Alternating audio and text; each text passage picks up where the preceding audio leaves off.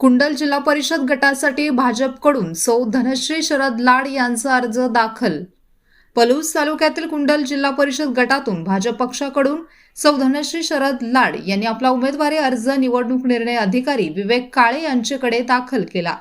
यावेळी कुंडलचे सरपंच जयराज हुवाळ, उपसरपंच किरण लाड, ग्रामपंचायत सदस्य प्रशांत आवटे, राहुल पवार, सुमन लाड, विजया सावंत तसेच दीपाली लाड, पूनम लाड, शोभा जाधव, सुनीता तांदळे, दीपाली पवार, शुभांगी पवार, प्रतिभा पवार, वैशाली पवार, युवराज लाड, सूरज शिंदे, गोरख सूर्यवंशी, सतीश संगपाळ, बोधिसत्व माने, हरिभाऊ पवार, नितीन आवटे यांच्यासह अनेक कार्यकर्ते मोठ्या संख्येने उपस्थित होते।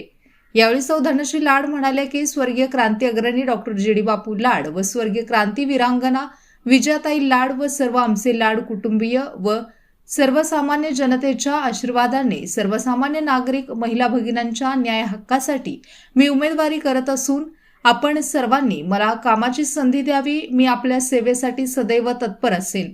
यावेळी भारतीय जनता पक्षाचे कार्यकर्ते, महिला वर्ग मोठ्या संख्येने उपस्थित होता।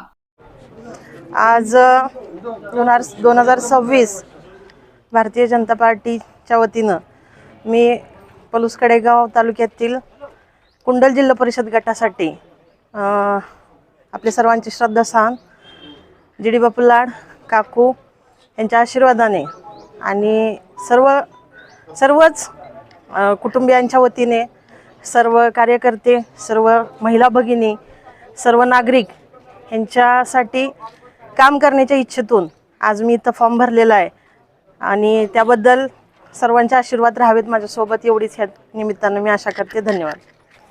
स्पीड न्यूज मराठीसाठी सचिन लडगे, पलूस।